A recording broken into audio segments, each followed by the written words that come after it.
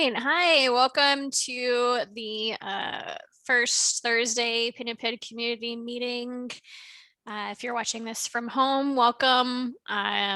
If you're watching this as a recording, we hope that you are able to make it to the next meeting. We meet every first and third Thursday of the month.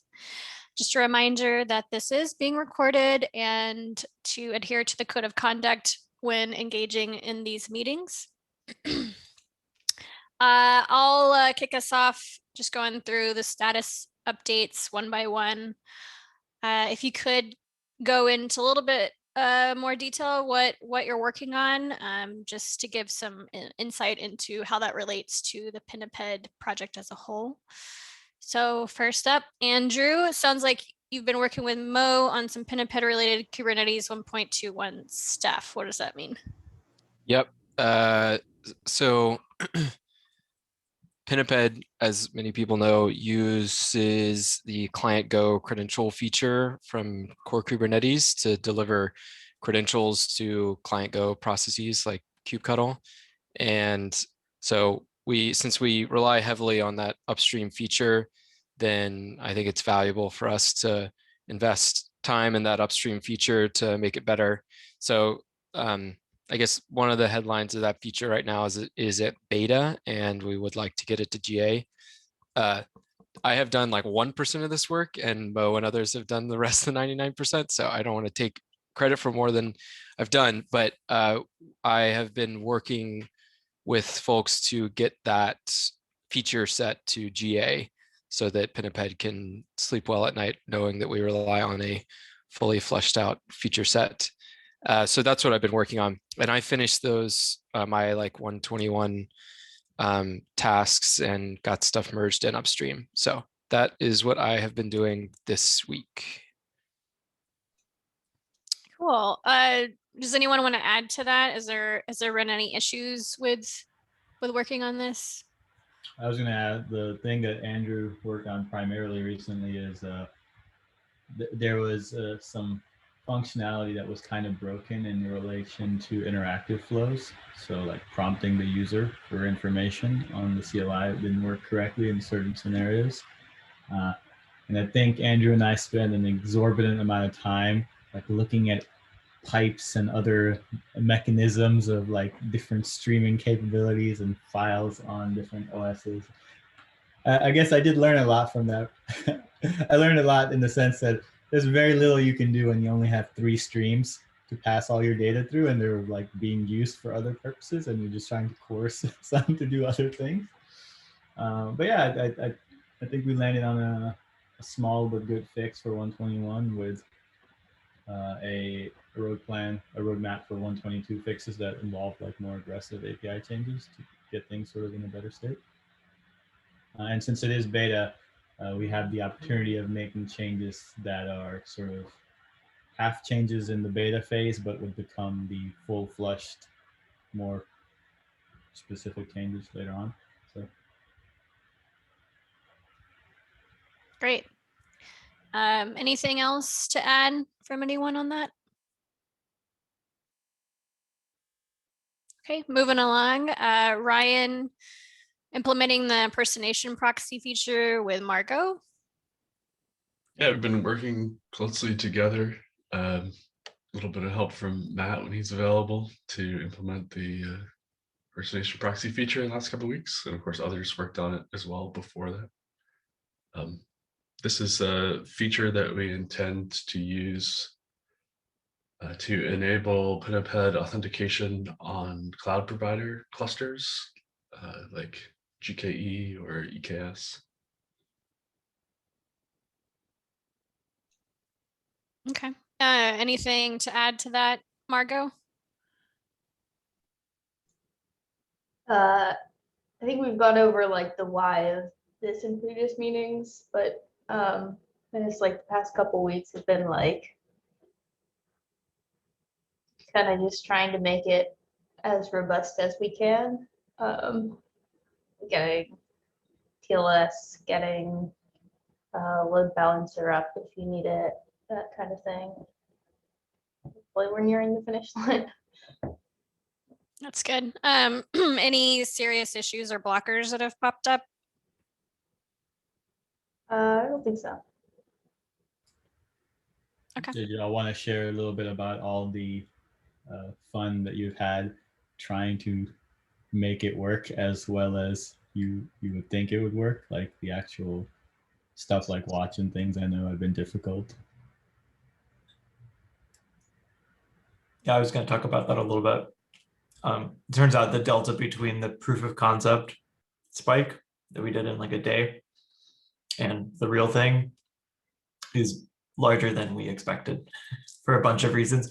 A lot of it, Marco and Ryan can talk about this, is like the TLS provisioning and load balancer provisioning and all the asynchronous kind of controllers that coordinate to do that. And then also the actual proxy logic itself didn't work as well as we thought it worked. So that also needs to be kind of rewritten. Yeah, it turns out it's much easier to get a proxy that can do like kubectl get than it is to do like all kubectl commands and like watches and execs and all that sort of stuff. So we're still working on that. Okay, great. Sounds like things are chugging along nicely though now. Next up we have Mo. Yeah, so let's see. One of the things I did earlier on in this sort of, since the last update, is I wrote the Who Am I request API, which is a really, really small API that just lets you ask the API server who it thinks you are and what groups you're in and that type of stuff. And for an authentication project, it's really nice to be able to just ask that question because one, it makes testing a lot of things simpler.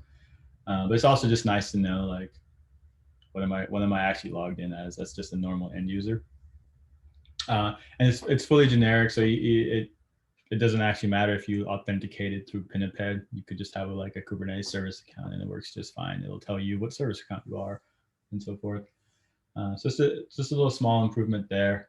Otherwise, there's just a few more days between official code freeze for 121. So I've been doing upstream code reviews and various little bits of triage here and there. In regards to things that are sort of a little bit more specific to Pinniped, I worked on in 121 some improvements to the CSR API. So one thing that's already merged in is that the upstream CSR signer is now not single threaded. So if you ask for a bunch of certs, it will hand you back a bunch of certs very quickly instead of very slowly. So that will hopefully matter for us in the future. I still have an in-flight change to fix some, what I would consider a bug in how it does backdating, but there's some ongoing discussion, but I plan on getting that in for 121. And then for 122, I have a PR open for short-lived certs, but I'm still trying to, hopefully within either late 121 timeframe or early 122, drive the actual behavior of the API changes to consensus. I've seen good arguments on both sides, and I'm almost tempted to like propose maybe we just do both, so that way people can pick whatever they want. That might be the worst of all worlds instead of the best of any particular world. Yeah, that's it for me. Okay, Margot, it sounds like we already went over what you wanted to share about the impersonation proxy. Yep, but Ryan covered it. Okay, cool. Matt? Yeah. Update? I just wanted to share, looks like we have a lot of work left for the next release, 070, but actually almost all of these things are in progress, or actually the work is done. We just haven't validated it yet because it's not merged. I think we're kind of expecting to finish up all of this work in the next, we'll say like few days, depending. There's a couple of bugs that we're shaking out and a couple of things we haven't quite started that we think are small. But it's actually coming along better than it kind of appears in GitLab, in GitHub. So like if you look at the 070 milestone, it thinks that we're just a third of the way done. I feel confident saying we're way more than a third of the way done. I don't know what that means in terms of timeline, but it's going. And there's no major blockers. It's just turns out there's more work to do than we originally anticipated. I also wanted to just mention I had a bunch of miscellaneous tasks this week, but one thing that came up was getting better caching in our CLI for performance reasons. So you don't want your kubectl commands to be slow because you're using Pinniped. You want them to be fast. We know that there's a bunch of opportunities for caching. I took a shot at one of them, and I'm not sure that it's actually the right approach. I added a discussion topic for later about that. Pablo. What was Pablo here? Pablo's here. Yeah. Hey, y'all.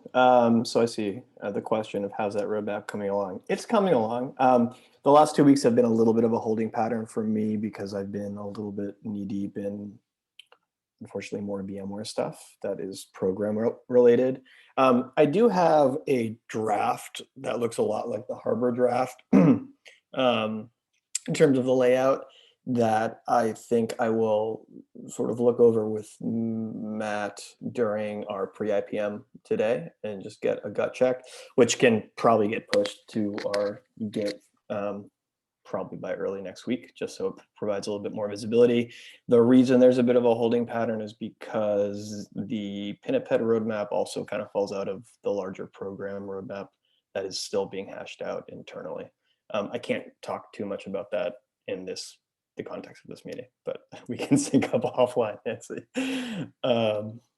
Other than that, I don't have very much to report aside from that me and Jacob Nossman, who's another PM at VMware, who is in the same security and identity and auth space, have started conducting these interviews with the field and with customers around their auth experiences, which will also inform, hopefully, our roadmap, especially around user experience.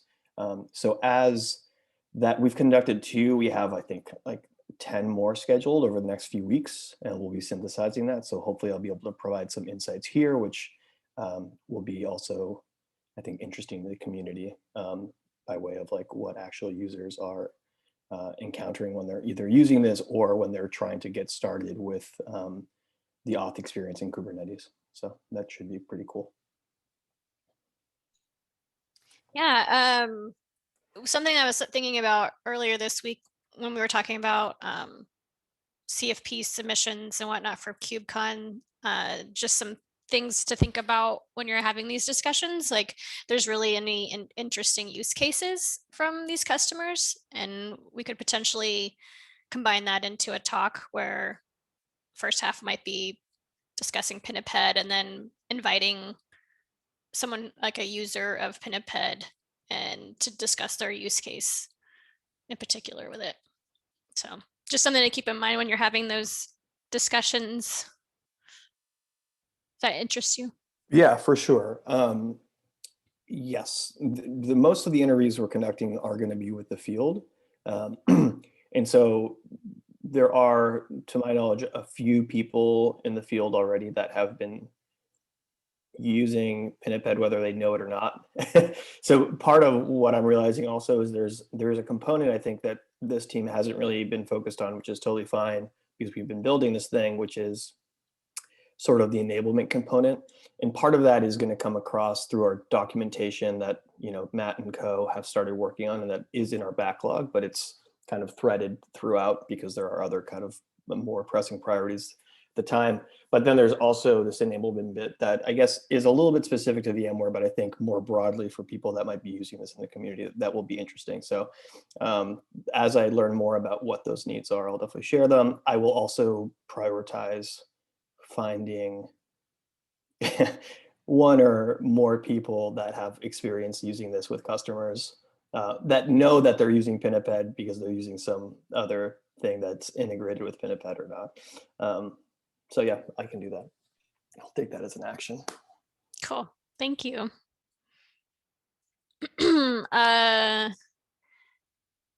So Matt, you want to go on to the discussion topics for?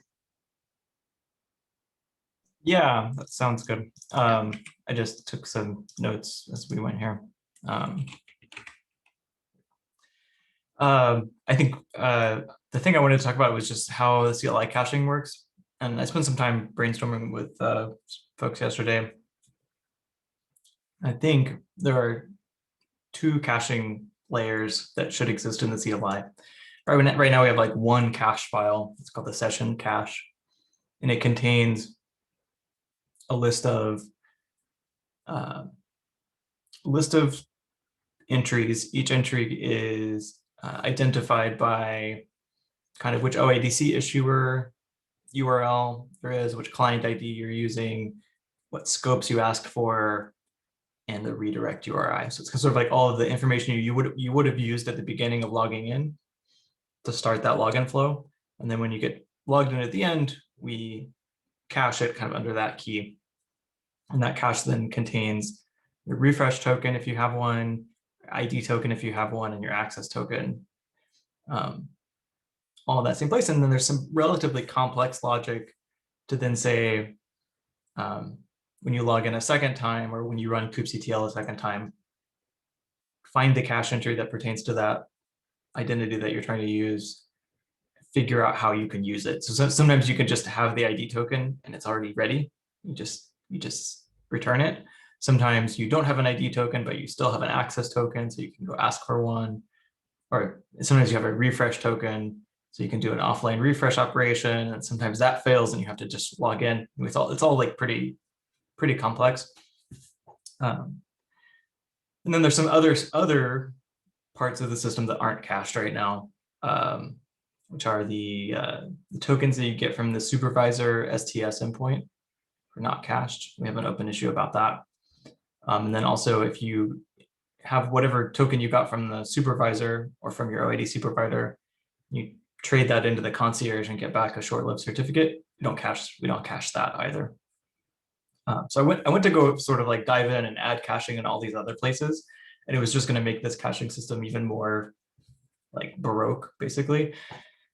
And I'm sure we could make that work, and I'm sure it would actually be, I'm sure we can make it work correctly and safely.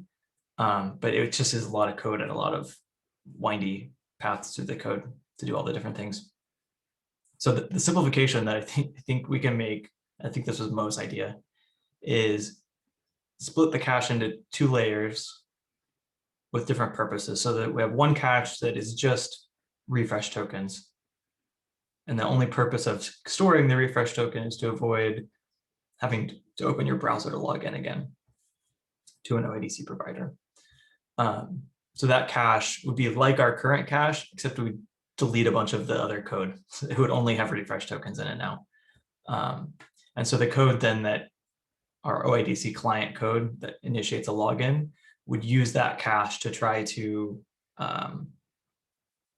save you from having to open your browser. So if you have a refresh token, it would try to use it.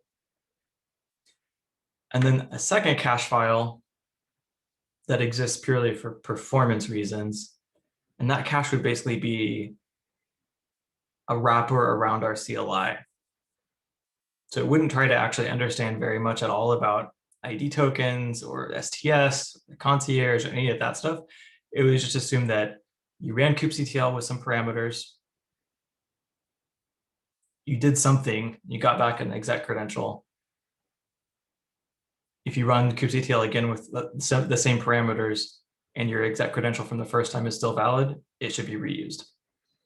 And so this works because the exec credential has an expiration baked into it. And it basically means that we get all the performance benefits we want. If you're sitting there running kubectl against the same cluster over and over again, you would only see, everything would be almost instantaneous, except for like every 5 minutes where it would have to do a refresh.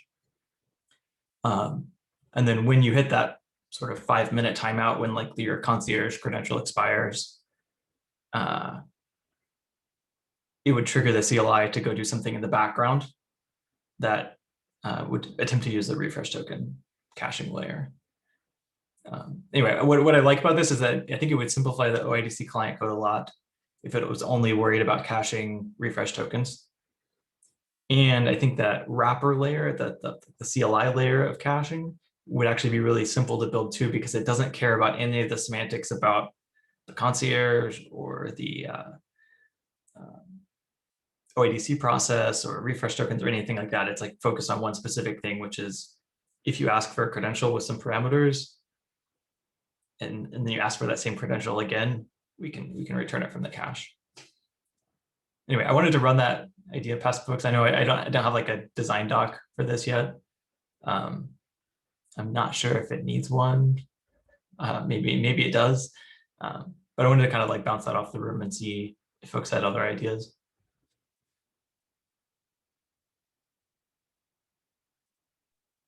I don't have any other ideas, and I'm like only 70% of the way there per your explanation. But were y'all thinking in terms of the cache key for the concierge credential, so the cert right now?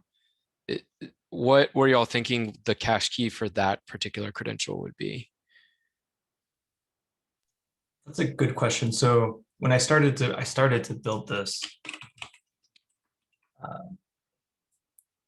here, and what I ended up having to use as the cache key, I think if I can actually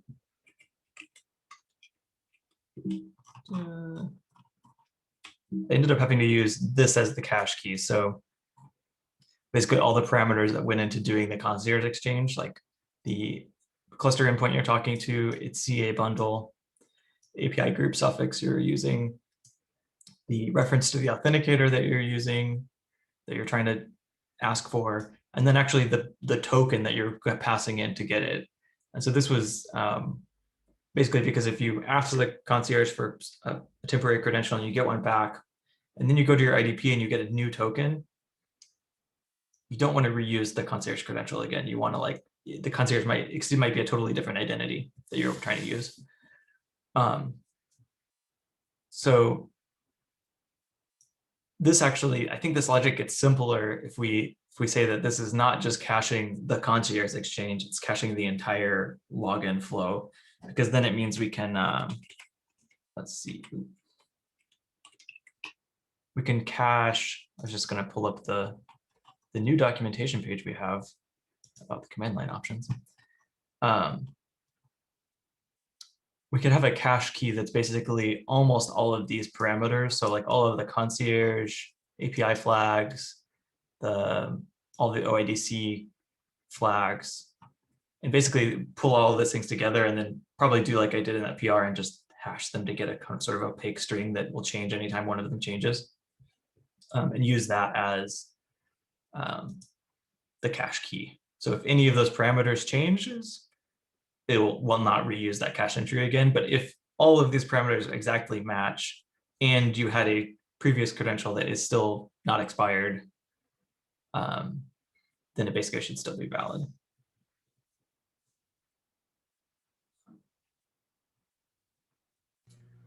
I'm not sure how to generalize that, but I had one question and it wouldn't, you don't even have to do it today, but were you thinking of maybe a future enhancement where we know you have a cache credential and it's still totally valid right now and it's probably going to be valid for another minute? Would you want to, in the background, sort of asynchronously, not in the main process, but in a separate process, try to go ahead and refresh, so that way the user doesn't actually ever have a slow kubectl command because the use of the refresh token is actually out of band? that is an interesting idea. So I think we could express this. So one way we could build this, and I don't think this is probably the right way to do it for Pinniped. We could actually build this as an entirely separate CLI binary. And whenever you have a kube config that has an exec credential, you can instead wrap that exec credential invocation in this wrapper command. And it would look at literally the command line string that was going to execute, use that as the cache key and keep a cache somewhere. And then you could also then have a async refresh kind of command that went through that cache file and tried to refresh every entry in it, because it would know the full command to run. I don't know. I could imagine like building that. I don't know if it's worthwhile because the refresh actually shouldn't be onerous as long as it only happens rarely. But the other property that would be nice though is if your refresh token expires, then you really kind of hosed because you actually need to do an interactive user login to get a fresh token. It would be nice to have something that would catch that and let you recover from it without a kubectl command like failing.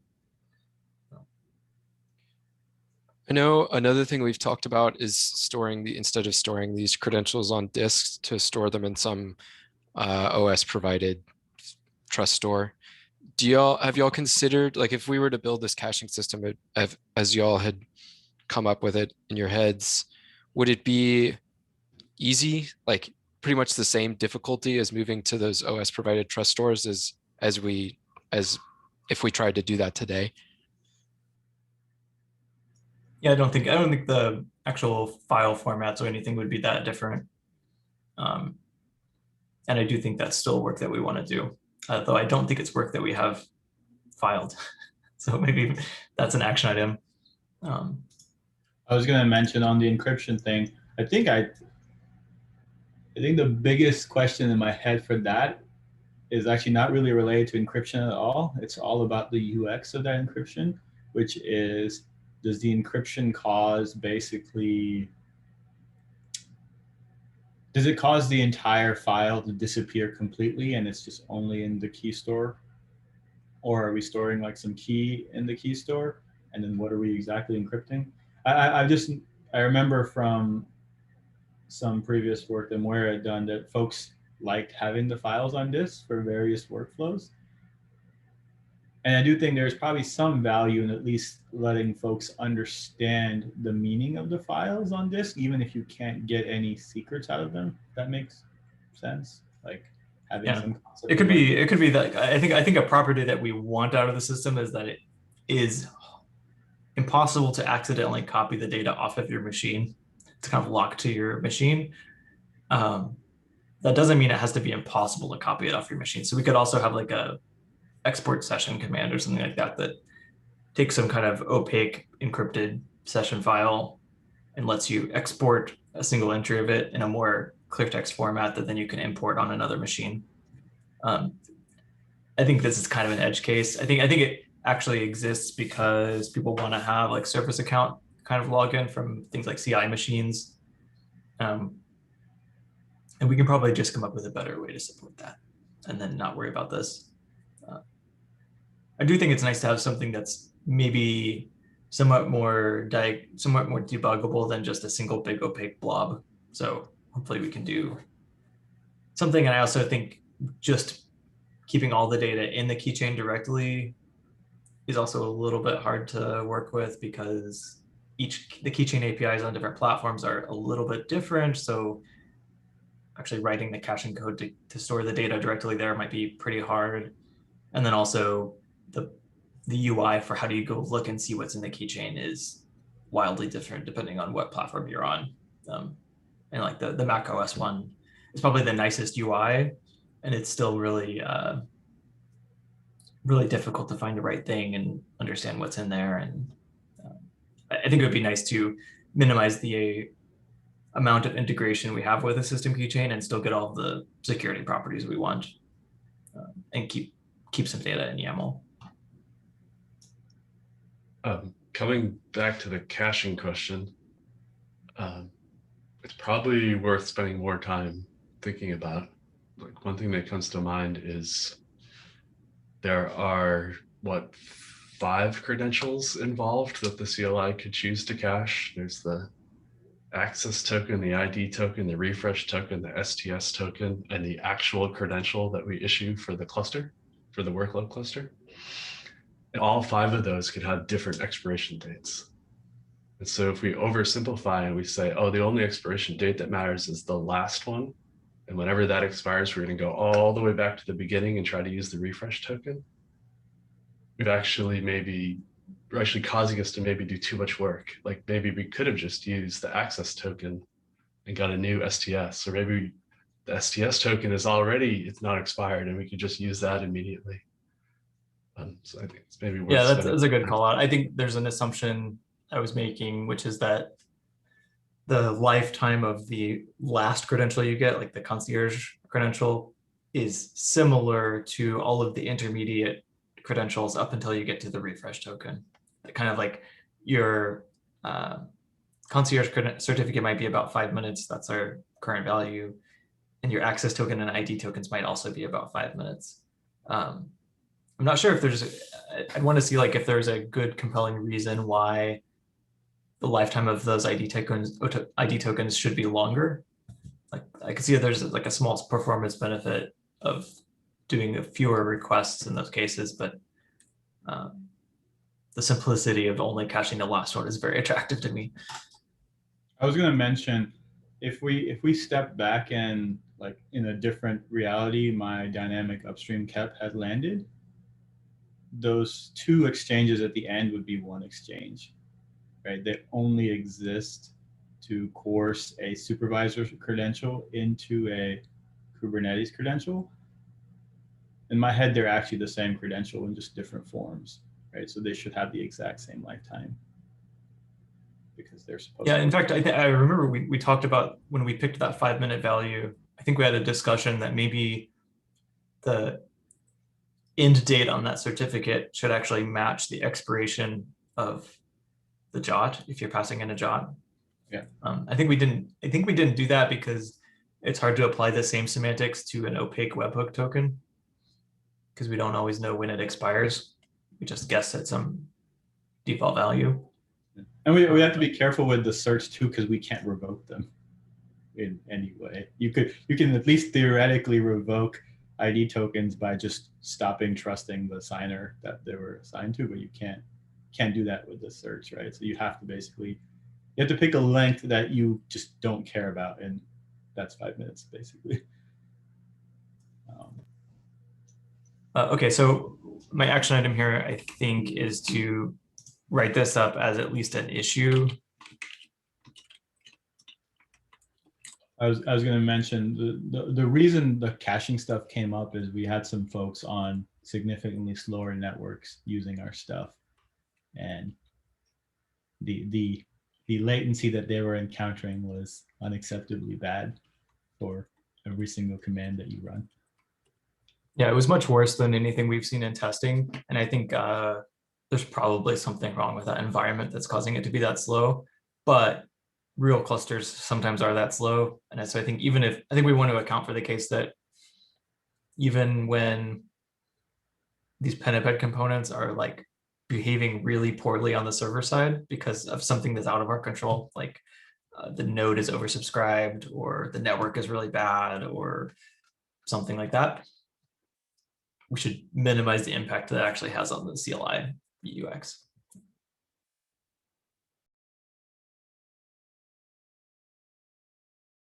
Anyway, I think I'm satisfied with the discussion on that. This was good.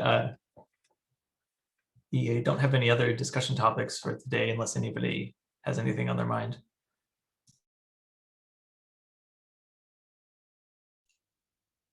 All right, so thanks everyone for attending the community meeting today. This will be up on our YouTube playlist, which is listed out in the agenda doc, and I'll share it on our Twitter channel, Twitter channel, and our Slack channel. If you're watching this recording, just a reminder, we hope that you join us to the next community meeting, which is going to be on March 18th. We have these every first and third Thursdays of the month. So with that, have a good day, and we'll hope to see you next time.